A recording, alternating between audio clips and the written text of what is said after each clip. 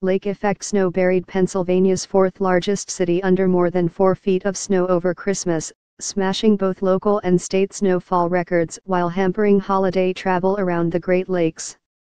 With snow falling at a rate of up to 3 inches per hour, the National Weather Service reported Erie, Pennsylvania, picked up at least 58 inches of snow since the storm began on Christmas Eve. The bulk of that fell in a 30-hour period from Christmas morning into Tuesday. Start your day with the news you need from the Bay Area and beyond. Sign up for our new Morning Report newsletter. Erie officials have declared a state of emergency and are pleading with motorists to stay off city streets and nearby highways, including Interstates 90 and 79. Pennsylvania Governor Tom Wolf, D., was also expected to call up some National Guardsmen because so much snow has fallen there is concern ambulances will not able to reach some patients.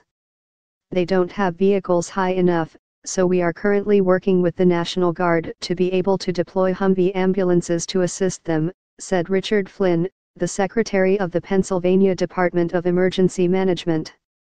We will also provide the state police with Humvees in case they need it. According to the National Weather Service, Erie received 34 inches on Christmas Day, easily topping its previous 24-hour snowfall record.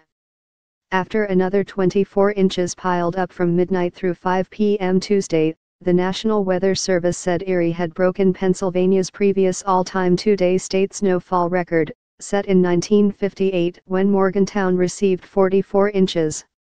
An additional 1 foot to 2 feet of snow could fall across Erie through Wednesday. So far, Erie has received 97 inches of snow in December, making it the snowiest month in the city's history.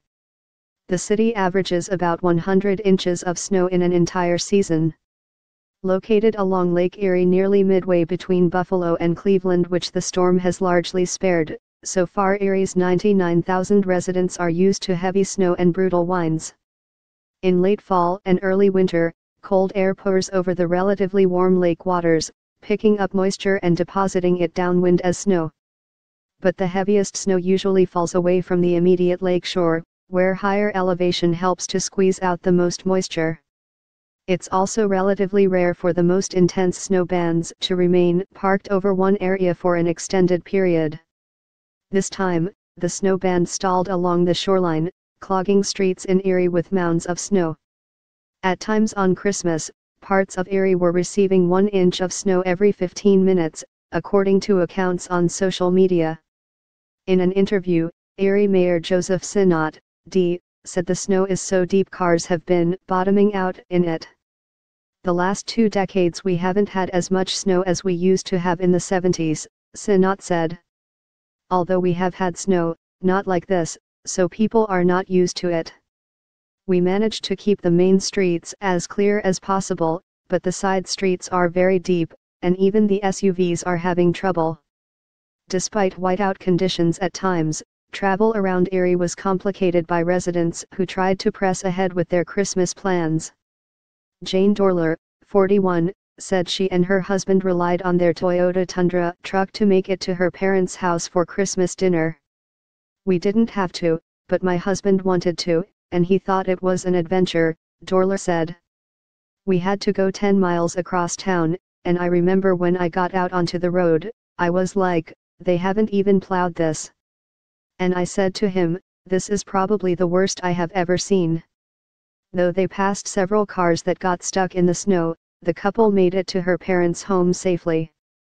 At times on Monday, travel lanes on Interstate 90 were blocked by stuck vehicles or jackknifed tractor-trailers.